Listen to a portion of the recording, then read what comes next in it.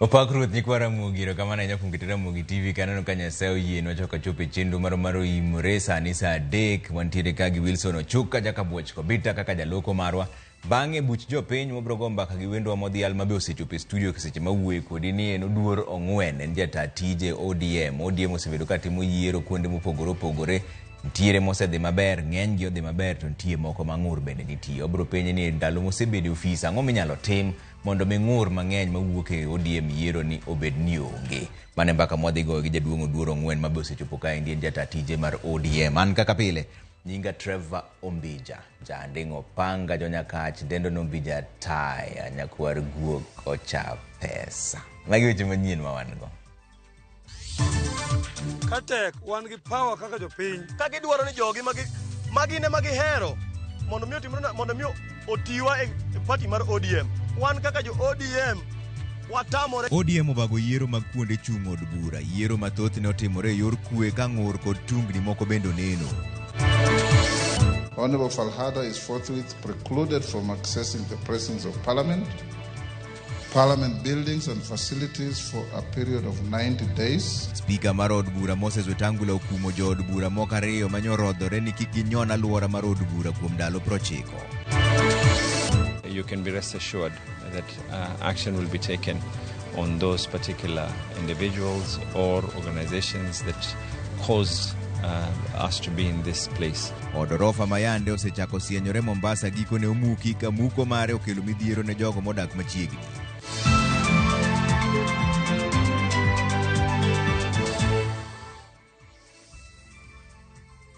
Ero kamano chaka ni weche manyien ni ywaruok e kind jood bura kod serikal mamalo ewi deko mar omenda mag dongruok mag kuonde chung' od bura miluongo ni NGCDF koro chako nyono okang' machielo bang' moko kuom jood bura go buogo rocho chenro mag serikal e od bura. Jood bura yango ni pok giyudo pok mora mora mar omenda mar NGCDF mariko omuom mar higa mar 2024 nyaka 25 kata doko ni migawo mar omenda to dhi pedho budget manyien dwe mar 6 higani. Kaka jafwambo marwa mar siasa Chris Owino miyo ler jood bura bende lero ni gedo mag klese sikunde mag junior secondary school kod basari ne jopuonjre osekwamo kaluwore gi deko mar NGCDF. Weche mag gwerok e kind jood bura kod sirikal mamalo ochako liero e alwora mar od bura kaluwore kod leo mar sirikal e chwalo omenda mag dongruok mag ute chung' od bura NGCDF. Maonge dewo chung' mag siasa jo od bura oriwore kendo jiwo jatend migawo mar omenda John Mbadi mondo chwal omenda e accounts mag bengi mag ute chung' od bura magi mapiyo kaka nyalore. Sano dong dwe achiel gi nus to financial year rumo to pesa mosechiw mag basari en around 46 million. Mama no kabisa nikech bursaries most of the constituency kaka Kasipul basari kende en 75 million. Koro budget maro se at least ji okwanya chulo ne nyithindo basari to sani koro en dwe madhi mar 4. Koro wakwayo ni sirikal otim mapiyo kapok nyithindo a school grit pesa.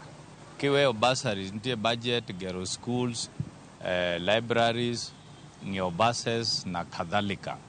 Mago bende ginyocha gin ma financial year ni koro gikwamo. We want nothing but money because this money is meant for children, bursary, and even those who have done business with us. Those contractors, you know, we deal with the small contractors. We don't want to run the pain like what the counties are doing, where you have people who have worked for the government and you cannot pay them. Sekta mar somo wachore ni ema oseyudo chandruok mapek kaluwore kod deko mar omenda mar NGCDF e kinde ma jopuonjre ma ok anyuola mochando mosebedo ka yudo kony mag basari koro kuomgi omoko erot. We have the CBC program. We need new classrooms. Most of the learners do not have adequate learning facilities and it is affecting us. We need to construct laboratories. We need more classrooms. And the delay has really affected the CBC program in this country. Kata odoko ni odong dweche ariyo kende to sirikal lungo hiko omuom mar 2024-2025 onge omenda moro amora mag dongruok ma sirikal osechwalo ne ute chung od bura duto 290 e pacho kae mangima. Jo od bura kata kamano opogore e paro e wi gima dikel deko ma kamano, kamko kuom jo od bura to wacho ni sirikal mar Kenya Kwanza komiyo pek chenro mamulo japiny ma kawaida. Their cash flow is okay, but the priority is the issue of going on top of the roofs in the central Kenya, in Nairobi. That is where the budget of Kenya is being spent. It's unfortunate that the president has decided to overlook NGCDF and prioritize mobilization in different parts of the country. It's a shame. Kalore gi deko makamano, jo od bura koro buogo mar nyono piny chenro mag sirikal e od bura mar chuno sirikal mondo chwal omenda mar NGCDF ne ute chung od bura mapiyo. You know we have a nuclear code. You know it. We have a nuclear code to unlock anything as members of parliament. You know it, my brother. Moko kuom chenro mag sirikal ma jo od bura nyalo nyono piny e od bura en budget maduong' mar 2025, 2026. Lweny mapek mienjo e kind od bura kod sirikal mamalo bang' jo od bura buogo rocho chenro duto mag sirikal e od bura poni migawo mar omenda okochwalo omenda mar NGCDF e ndalo machuok mabiro. Chris Owino, Ramogi TV, Parliament Buildings, Nairobi. Speaker mar od bura mamalo Moses Wetangula okumo ja od bura mar Yala Falhada Iman bang' tulo muoche kinde kod ja od bura mogwel kod ODM Umulher Harun. Amen mapek nyotwere od bura mamalo e seche mar migago gino manochuno askeche mag od bura mondo thegi. Mana kaka Walter Nyambagalero, Speaker Wetangula bende okoni nonro dhi nyime mar yango ng'ama nyoma ko tipo mar jo od bura go kag rodhore.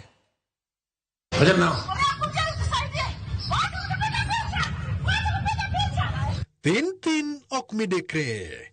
E kata mana winji tel thin to dhoge po yen motwo. Nimetima kwa nilikuwa napiga mguu. Napiga kienda. Amen mapek manyotwere kind ja od bura mogwel mar ODM Umulher Harun kod ja od bura mar Yala Falhada Iman. Dao madao manyochuno mondo sajent mar bunge kod obila donjre kindgi kangum winyore ka kit katunja. Kalore kod tulo no, Speaker mar od bura mamalo Moses Wetangula okumo ja od bura mar Yala Falhad Iman donje od bura mamalo kum tulo mar ndalo 90.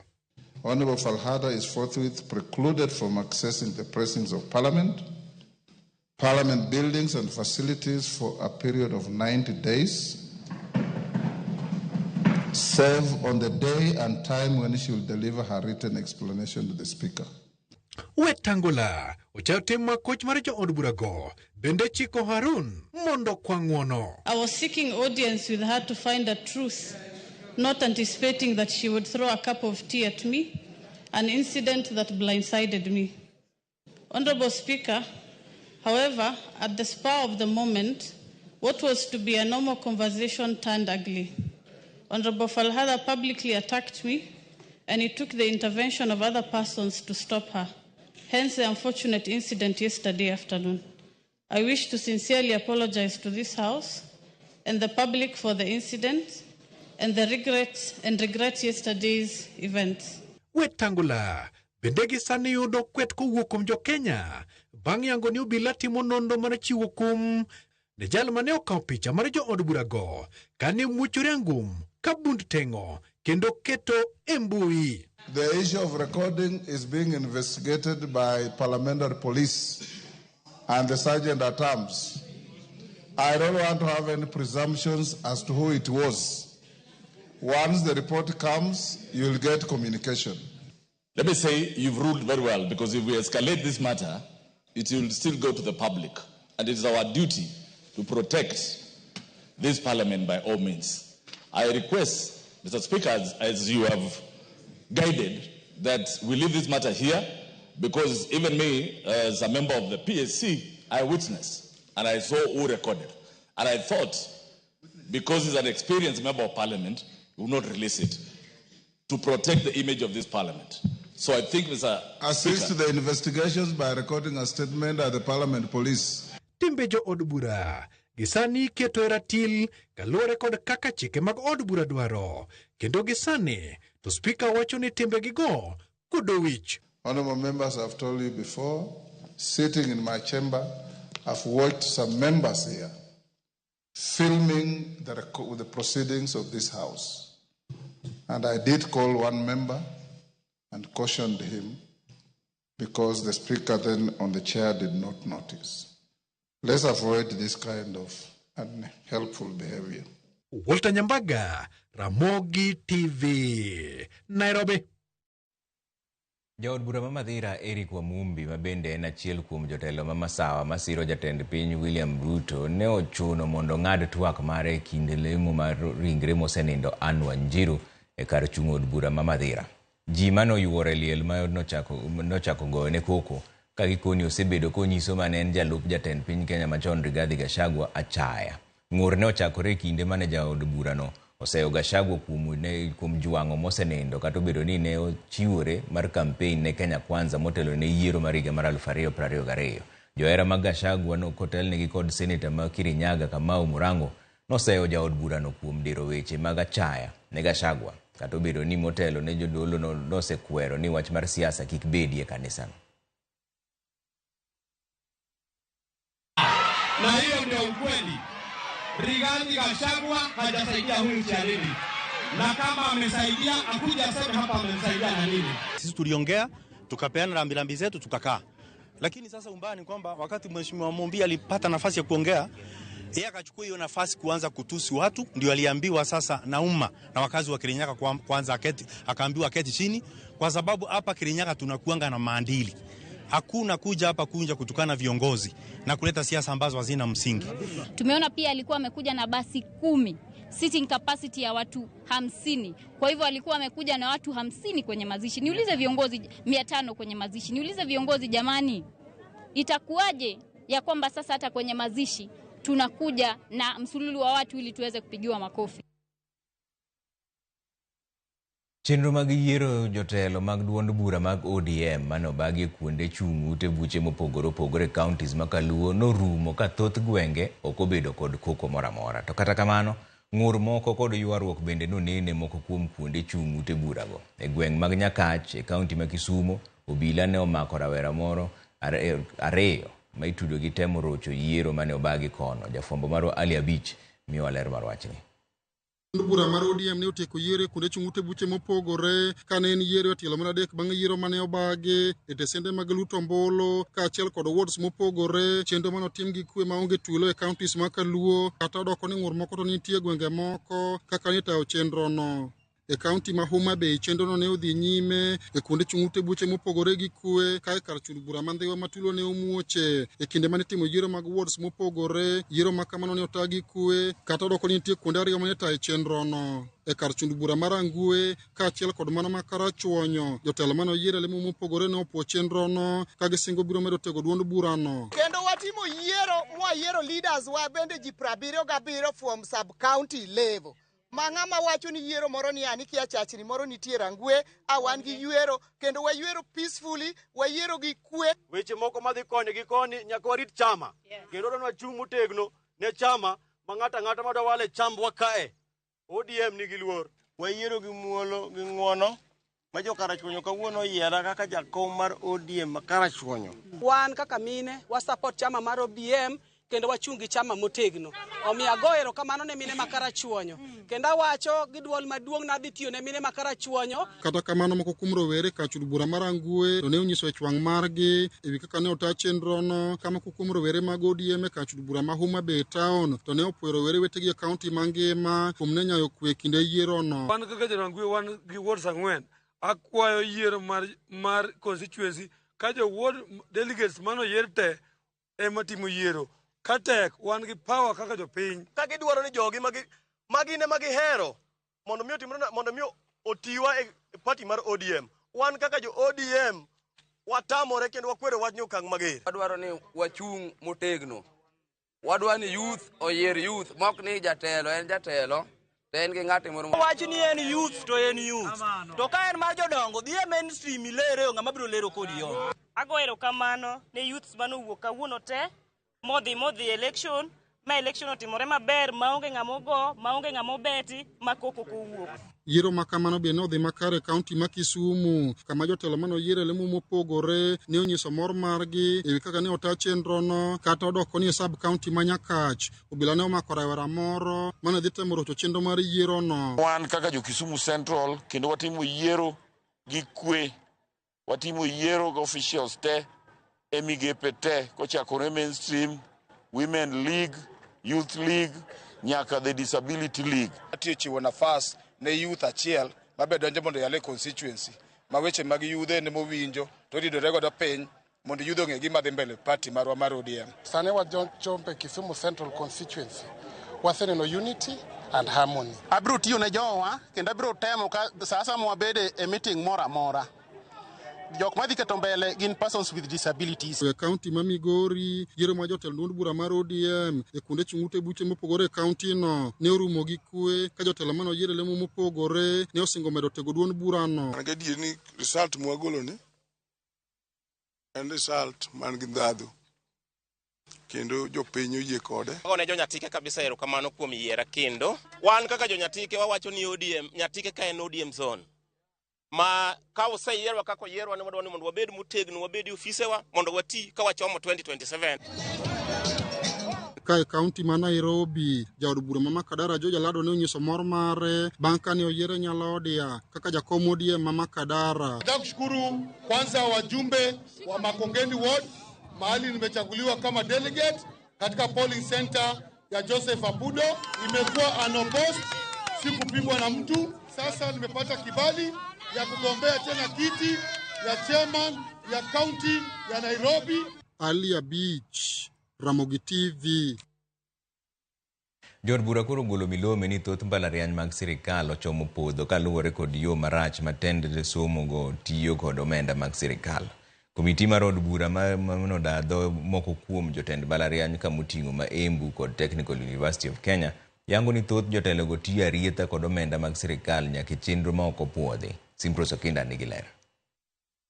Thoth mbalariany mag sirikal e pacho ka osebedo ka thembo kuom thuolo bora sani kaluwore kod ng'ikruok mar omenda. En gimomiyo mbalariany ma Moi nolor kendo chuno sirikal mondo ket omenda e chiere kaluwore nitiere ni moko kuom mbalariany mamoko e pacho ka bende ochimo mana yorno. Liet nosaso od bura kawuono e kinde ma komiti mar od bura mochung' ne nono chenro mag dongruok mag sirikal nokelo jotend kuonde tiegruok mamalo e mbero maliet mar lero kaka ne gitiyo kod omenda mag sirikal.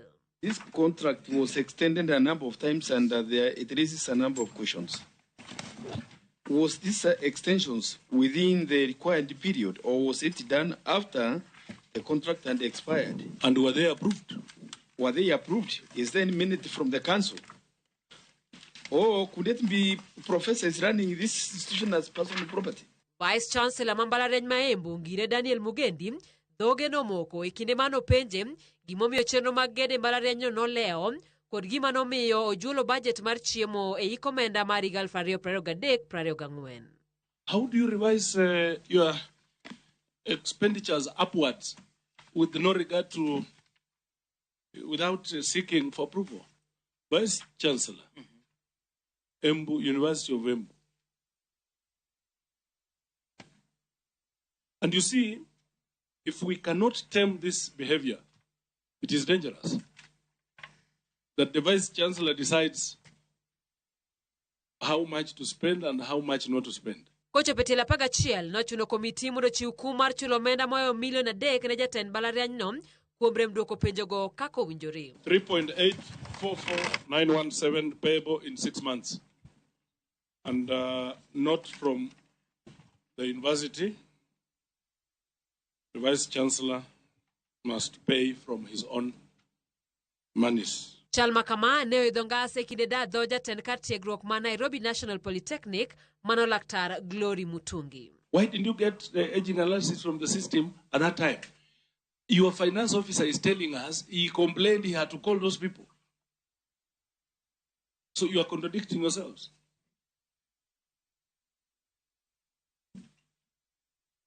Madam Principal. Yeah, you heard what your finance officer is saying. Yeah. Please talk.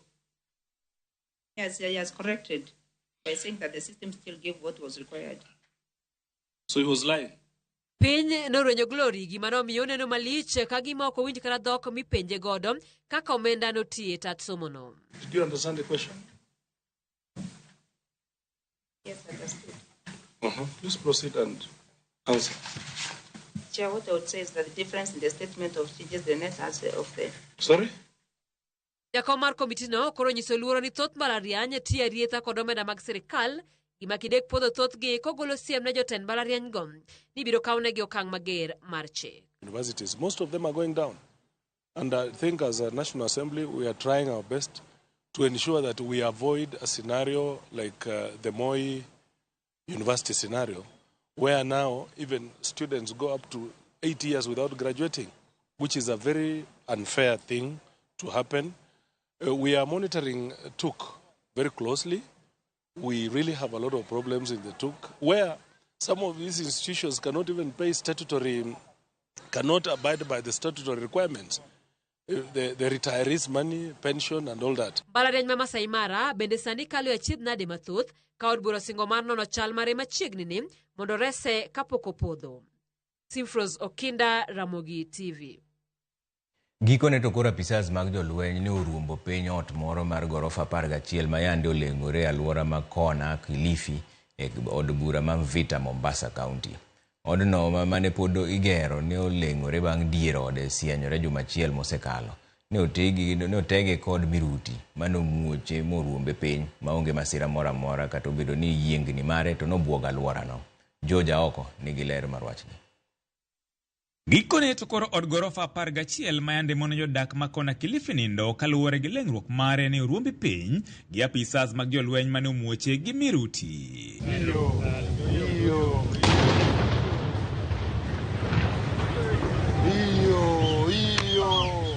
En chenro mane ochak chane thuolo mar jumachiel mosekalo nyaka ne dier odno sienyre maleng'ore nyakochiel gino mane oketo apisas mag piny owacho kaachiel kod mago mag kaunti tesre to chutho mago makedo gi masiche ma apoya. Pahali ambapo kwamba nyumba ilikuwa ianguke imeanguka hapo hapo. We have seen that the damage is the windows in the nearby houses. For those who listen to advice waache madirisha yao wazi. We are also seeing that hakuna damage iliyotokea. Nyumba hizo zote hazina shida yoyote. We've not heard of any fatalities. Kweth obila kod jolweny mane omanre gi gige lweny ne okwore alwora no mar garu gi chien jopiny gino mane orocho chenro mag ohala kod wuoth e chuny boma to chutho bang' obila loro olalo manyali. We have had 0 casualties. The building is down as planned. We had 17 ambulances. We had hospitals ready. For now tupeni nafasi tu ya muda takriban saa moja, ikizidi sana masaa mawili, everyone will go back to their houses. It is protocol, lazima waangalie na assess situation ya kwa kila kitu kiko safe and sound. Jogo mane odare miechgi e alwora no ne bende okwa mondo mi ohore mana mos kapok gidoke utegi mar miyo apisas go thuolo mar nono masira madine bedie bang' goyo odno piny. Iseche gogogo, jaloso mar familia mar wegodno ne okwedo rumbi makone chalni ne ok gitiyo gi lony mowinjore gedo no, koramo ni gedo mar odno manonego rume dwe mar 7 higani ne opwodhi gi jolony kaka chik dwaro. And I confirm, when we were told to put Kokoto, let me not go all to 6, of 600 millimeters, we have the certificates and we put 1,000 millimeters. When we were told to put Y20, we have put Y25. When we were told to put Y30, we have put Y35.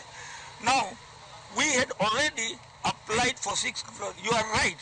But at the ground floor level only when we are doing basement and we have the certificate to confirm, there's nothing we are hiding. We got an approval for 4 more floors, which is there. So there should be no speculations. There is nothing ill will. Hakuna kitu tumefanya kinyume. Tuko na kila kitu.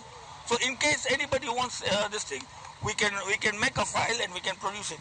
No foul play, my brother. Kaluwore gi familia, odno ne oger gi omwom maromo shillings milion 350. Luckily, hakuna pesa ya mtu kwa flat hapo. Mwenye gorofa ametumia pesa yake, na mimi nataka kuambia wananchi, ametumia ni sawa, lakini amechukua loan. So muombe hii bado hasara. Loan na nini mambo ya Mungu, but 300 to 350 million shillings imekunywa maji, but tunashukuru Mungu. Team in charge is already making preparations. Wakipatiwa go ahead, hii area kutakuwa na excavator leo kuanza kuondoa huu mzigo wote, na nia na madhumuni ni kwa hatutaki kupaacha hivi. Immediately we start rebuilding our city. Kama kuna damage ya maji hapa chini, damage yoyote ambayo kama imefanyika, we go ahead and do what needs to be done. The next conversation will be what transpired, to give you a report of what exactly happened, niwajulishe yaloweza kujiri mpaka tulipofika hapa. George Aoko, Ramogi TV, Mombasa. Aya, wadhi yumoro machuku dugu tuwangi mbaka rio kende kasto joko gomba kagije dume modhi almose donjo kae ndio duoro ng'wen ndia tatije ODM tanu kuse orote maruka ndia makamu kani Kisumu kanyo chini Trevor yiero mar ODM no timore maber 99%.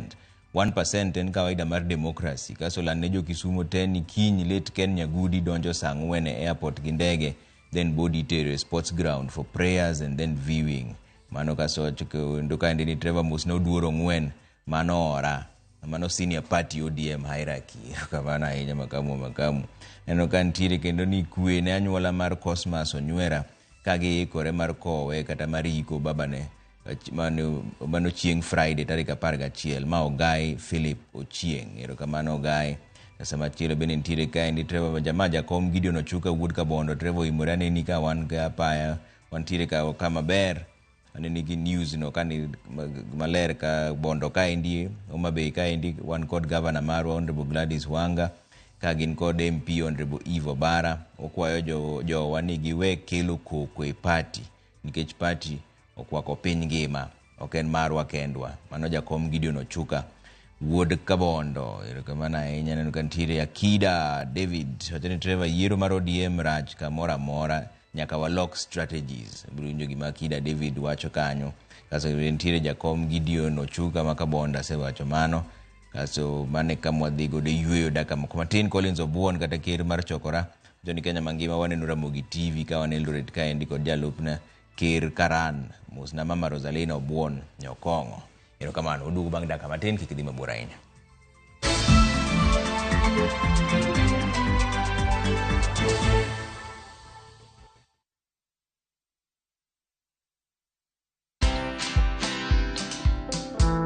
People didn't believe that I bought my Land Rover Discovery from just influencer money. Yeah. Can anyone make money online? Yes. Content is like losing weight. You kind of have to just do it for a long period of time for you to actually see those results. Where money is a motivator, for me, fear and shame just don't exist because this is how I'm feeding my children. Watch this story and more. Download the Citizen Digital app or visit www.citizendigital.com and find the Citizen Originals portal. Kenya's #1 app, Citizen Digital.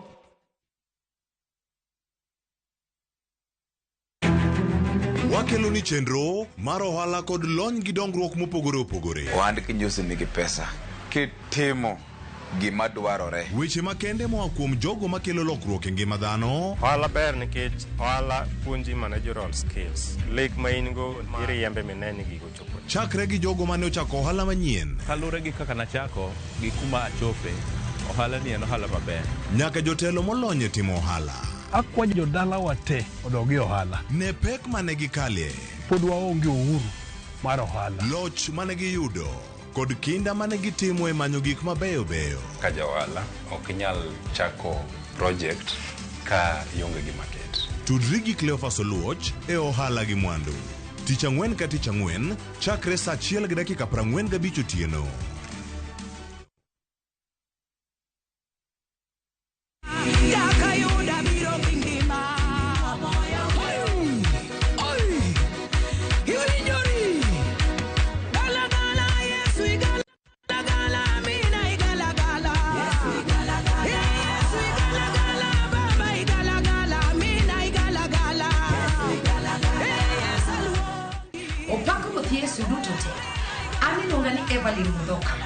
Mondo miyudi galagala kaka skiza tunmari ni *860*416# Ramogi TV en ot mar jower duto te.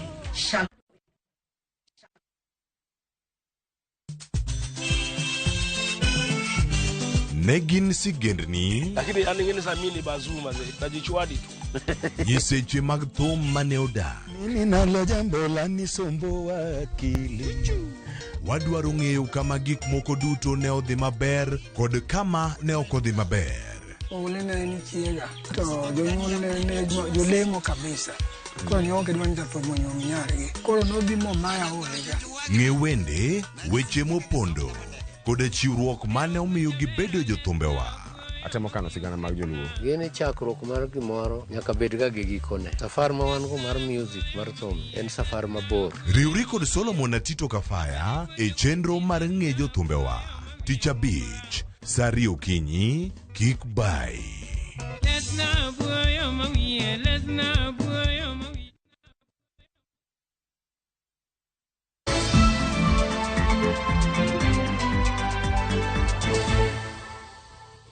Kapok wadonjo buch jopiny wadhi mbele gi mbaka matin ka ni riwruok mar senators ma mine pacho ka indike Wosa oyango chako kampen mar thiro lwenje mag kit chwech kod nek mar joma mine mosebedo ka medore pacho ka indi. Gisingo tiyo machiegni gi jood bura ma mine mar kaso buche mag lwenje ma budho e doho kendo neno ni obila ochiwo yot ne jogo madago report. Lidio Keyo nigi ler mar wachni.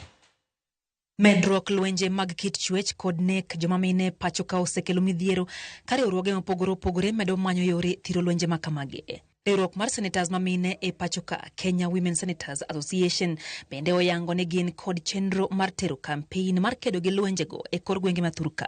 Let us be clear. Violence against women is not culture.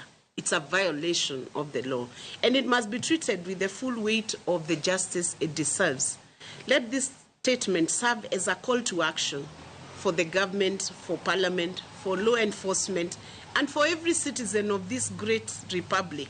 Jakom riwruogno Veronica Maina opuojo jatend piny Kenya William Ruto kuom chiwo ne sir mar siling milion 100 makoro biro konyo e campaign makamano ka koro gisingo neno ne jogo mosekadhe lwenje makamago oyudo ratichgi. And we take this opportunity to thank His Excellency the President, who has reiterated the government's commitment to tackle gender-based violence, and under his leadership he has seen that cash 100 million has been allocated for campaigns against GBV and femicide. Gikwedo timbe moko mag oganda mathothne nenore ne gin kido kod timbegi machalo kaka keny ma ichuno godo joma nyiri kod nyango mar nyiri magiwacho ni nyaka koro tiek chutho. We encourage marriage, yes, please. We don't encourage forced marriages. If the lady say no, you have to accept her decisions and don't force her. And again, the guy who did that, killing her, at the same time burning her body, that person must be sentenced to jail. Love doesn't have to be forced, that we don't have to kill to be loved, that we don't have to kill each other. Let us support Kenya. Let us be a country where love is what will push forward our young people. Campaign makama bire kinde maput marango yore kedo gi lwenjegi osebedo kaka opacho ganda kayuak mar oganda en chike matao lwenjego ma oketie tem. Kewosa osingo bagoro mogi obila kod doho mar neno ni buche go tieki kendo gi doratichgi. You know, there are some officers who are seated in offices, even government offices, who when a woman reports an offense, like in police stations, and that's why we need gender responsive desks in all the police stations, they will be dismissed as this is just a domestic squabble. And that domestic squabble, behind it, behind the veil, you'll find a woman who is being battered, assaulted, struggled at night. And when they go to report, sometimes they are told, can you go and sort out your issues? En campaign makorigero ni bro chakore dwe manyien marabich nyakora mgajiwang kata obedo riwruoge makoyo choganda osebedo koto e wiyo kenge makamage magiwacho ni ok nyago lemo. Geno en ni campaign makama biro duko chien lwenje makit chweche pacho kae. Lydia Okeyo, Ramogi TV, od bura malo, Nairobi.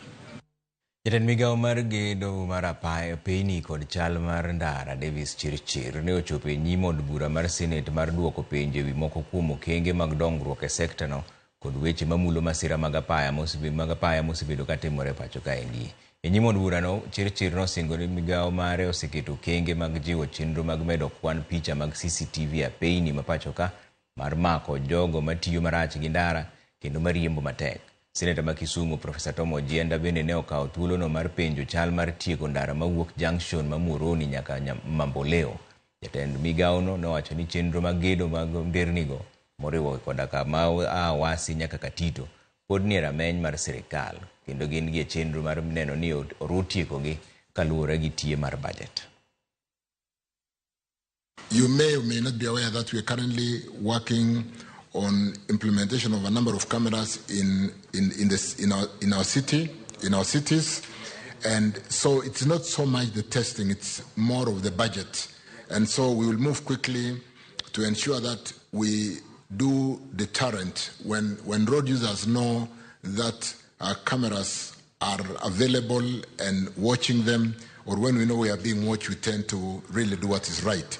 So we'll work to ensure that we provide budgets, and rather than just have one camera on that road, if we had 4, 5, 6 mobile cameras, and road users for deterrent purposes do not quite know where the camera is because they are mobile, we should suddenly bring up the level of discipline and be able to curtail the accidents, the rampant accidents on our road. Bwana CS, just can you confirm the timelines for the completion of the Muhoroni Junction Mamboleo Road, and whether there are any plans to improve to bitumen status the Awasi Katito Road, which is only 19 kilometers? Let me not make a commitment on the floor of the House because a number of these require budgetary scrutiny. We need to work very closely together.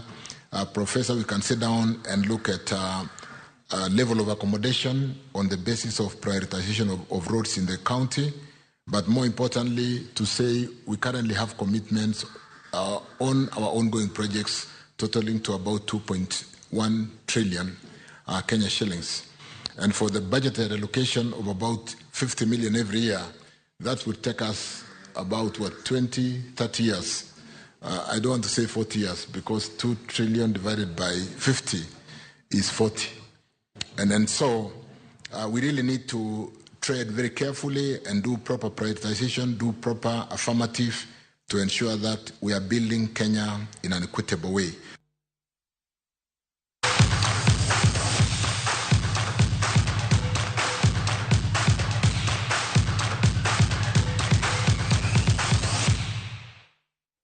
Bas watikane gi weche mag tuke ni jakom mar Gor Mahia Ambrose Rachir kideki yier kendo kaka jakom mar klab no ma ok odhi e ombulu kaluwore ni onge ng'ama ochwalo oboke mage ne komiti mar yiero e lemo mar jakom mar kamana Ambrose Rachir kende. Kaluwore gi listi mane ogol gi board mar yiero, Rachir kende ema nochulo chudo madwarore kendo chwalo tesege ne lemo no. Lemo mar jalup jakom bende Victor Omondi kende ema ochwalo nyinge. Lemo mar jagoro oyudo jochung' adek magin Sam Ochola, Nikanor Arum kod Joseph Oyo. Board mar yiero bende olando ni lemo mar jakeno okelo kanyakla jochung' ariyo. Komiti no iluongo ni Gerfas Ogola kod Philip Nyakwana.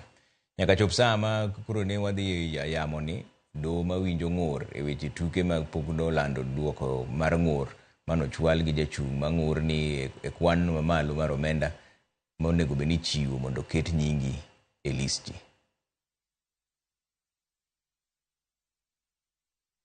Tuke mag chess medo yudo uma e pacho kaendi ka kwan jok madonje tugono medore okang' mamalo.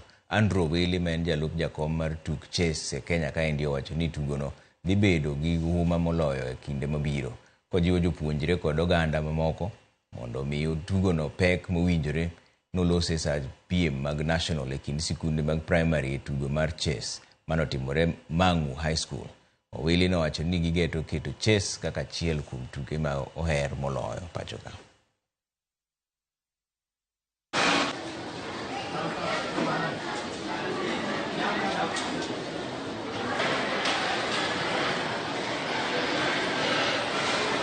This event has been growing each and every year. As a federation, our main aim is to make sure that chess grows all over the country, and we can say consistently there's been growth in terms of numbers. As we focus on improving the quality of the game, we have also seen how chess has grown all over the country because of the efforts that have been made with all the stakeholders in the sport. Kwanza kabisa nashukuru waliofanya maandalizi ya haya yote, ila changamoto tunayopata huko mashinani, wanafunzi wengi bado ni mchezo bado ndio inaendelea kukua, haijashika moto sana.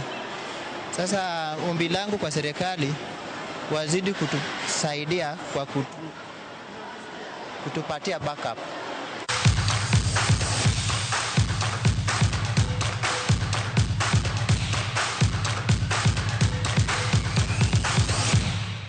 Bas koro wadhi yumo machuku duogo twachako go mbaka gi wendo modhi alo duoro ng'wen en jata tije mar ODM e weche mag yiero mag ODM kik idhi mabor ahinya.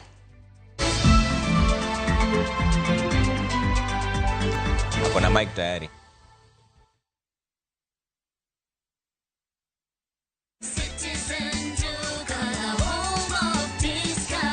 This Easter, fill your table with joy and your heart with savings. Citizen Duca's Easter package is your ticket to a delicious and affordable celebration.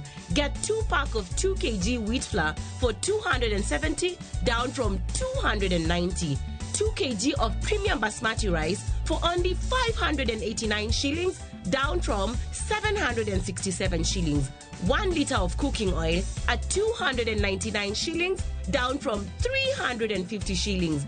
And 2 kg of sugar for just 289 shillings. This is a total of 1,447 shillings, meaning you will be saving 259 shillings. It's easy.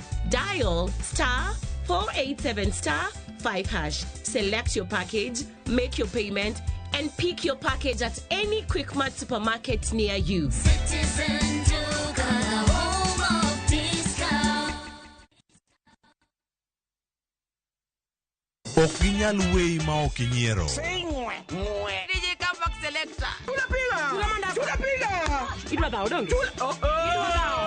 Idwa gori. Adwa timo ni maandamano maduong' kibong'eni ano. Mama ilika polisi timang'o. Ka yiem tachaga. Ibiro utenda kama ndichaya donge. Dhano otamo Nyasaye. Okaja duong' ba. Jensa. Macha wich kut mani kelo nwa. Ibiro timo what? Waluong ne polisi. Yes, ayuri. Pape. Nyarkochia. Ticha Beach ka Ticha Beach, sachiel gi dakika 55 otieno. Mana Ramogi TV. Join us for an unforgettable journey to the world's largest trade fair, the Canton Fair in Guangzhou, China, from 15th to 27th April. Explore thousands of products, meet global suppliers, and experience China's rich culture. Enjoy guided tours, shopping, and local experiences, all while discovering new business opportunities. Enjoy this and more in 9 nights and 10 days, starting from $2,450 per person sharing. Visit viewtravel.com or call and WhatsApp 0703 254 254.